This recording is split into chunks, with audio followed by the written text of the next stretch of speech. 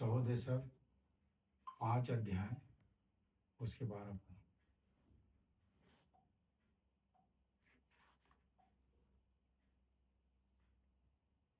परिश्रम करने वाला चाहे थोड़ा खाए या बहुत, ठीक है, लिखा है परिश्रम करने वाला चाहे थोड़ा खाए या बहुत, तो भी उसकी नींद सुखदायी होती है, परंतु धनी के धन के बढ़ने के कारण उसको नींद नहीं आती। कहने मतलब है कि हमें परमेश्वर का वचन ये सिखाता है कि हमें परिश्रम करना चाहिए। नीति वचन में एक स्त्री के विषय में कहा है कि वह अपना बिना परिश्रम किए अपना रोटी नहीं खाती थी। और यहाँ पर बोल रहा है कि अगर नींद एक ऐसा चीज है, कहा जाए कि उससे बड़ा सुख और आनंद नहीं कि जो व्यक्ति अपना फुल नींद सोता है। अब फुल नींद वही व्यक्ति सोता है जो परिश्रमी है। परिश्रम में आपका गड्ढा माटी की बात नहीं करता है। परिश्रम में आपका मतलब परिश्रम बहुत प्रकार के परिश्रम है। एक तो मन का परिश्रम है, एक कागजी परिश्रम है, एक खेती किसानी का भी परिश्रम है, नौकरी का भी परिश्रम है, बहुत सारे परिश्रम है। और सबसे बड़े परिश्रम क्या मालूम है? एक व्यक्ति संसार में अपने आप को सही बनाए रखे, ये बहुत बड़े परिश्रम है ना। ये संसार जो ऐसा उलझन से भरा पड़ा है, ऐसे संसार से आप यदि अपने आप को बचाए रखते हो तो ये कितने बड़े परिश्रम है। हाँ, झूठे लोगों से बचाए रखना, हाँ, अपने आप को बुराई से बचाए रखना, नाना प्रकार के जो जुआ चीटे शराब बुराई होते सबसे बचाए रखना, मतलब ये कितना बड़ा परिश्रम है। हाँ, तो ये भी एक परिश्रम है कहा जाए। इसलिए बोलते हैं ना कि मानसिक युद्ध है, और जो इस युद्ध से जीतता है वो भी एक परिश्रम है। जो ये सब चीज से अब विजय हासिल करते हैं संसार और संसार की बातों से, है ना। परमेश्वर के वचन में लिखा है ना कि मसीह है ना, परमेश्वर का धन्यवाद हो जो मसीह में हमें सदा जय के उत्सव में लिए फिरते हैं। तो जय पाना भी एक परिश्रम है, ठीक है, जय पाना भी एक परिश्रम है। तो लिखा है कि परिश्रम करने वाला चाहे थोड़ा खाए या बहुत।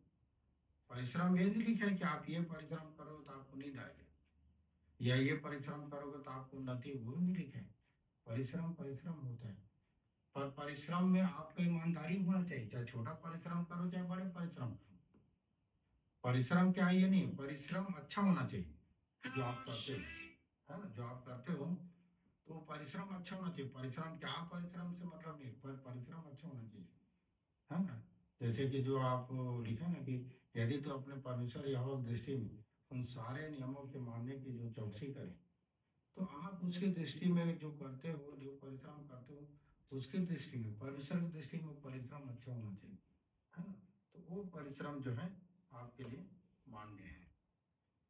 इसीलिए लिखा है कि परिश्रम, ये नहीं लिखा कि ये परिश्रम करो परिश्रम करो परिश्रम करो, पर लिखा है बात, परिश्रम करने वाला चाहे थोड़ा खाए या बहुत, तो भी उसकी नींद सुखदायी होती है, परंतु धनी के धन के बढ़ने के कारण उसको नींद नहीं आती, है ना।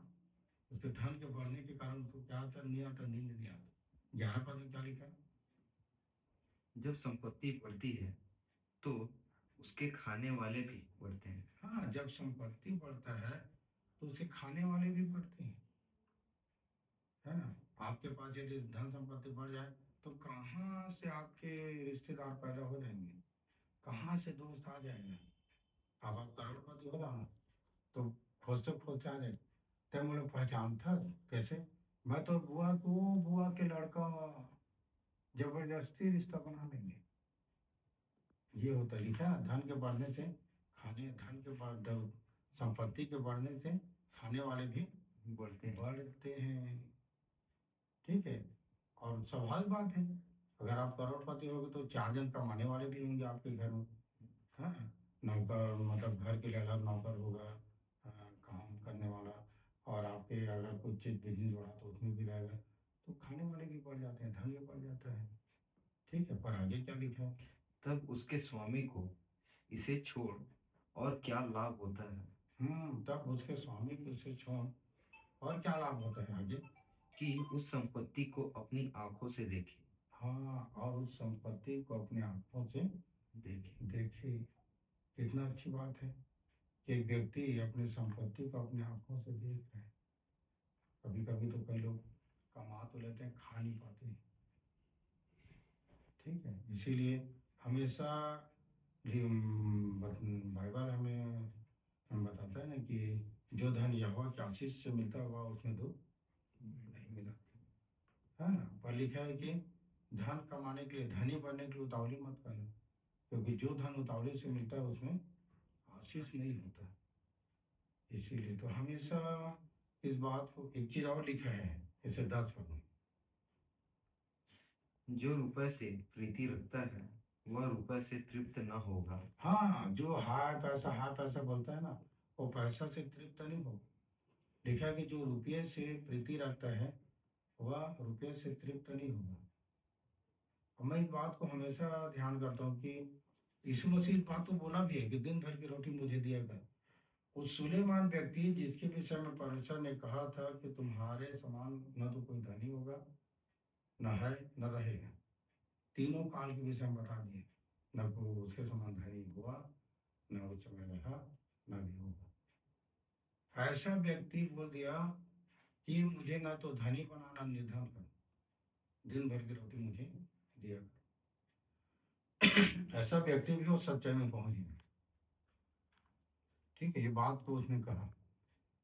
और कभी कभी आदमी क्यों उतावली करता है मालूम है बात? क्योंकि वहां तक नहीं पहुंचे रहते हैं, तो आदमी वहां तक पहुंचना चाहता है। आप जहां तक पहुंचो ना जी, वो वो मतलब सीमा खत्म हो गई। अगर आपके पास एक गाड़ी है, हाँ, दूसरा गाड़ी लेना चाहते हो तो तीसरा गाड़ी लेने का मन नहीं करता है। बाइक है, कार तक अगर सपना देखते हो कार मिल जाता है तो कार के मतलब मन पड़ गया। मतलब ये है कि आदमी जितने जितने ऊंचाई में जाता है सब खाली है, और नीचे में रहने वाले लोग ऊंचाई की सपना करते हैं। और जब ऊंचाई में जाओगे तो कुछ नहीं है ना, सब वही है जो नीचे।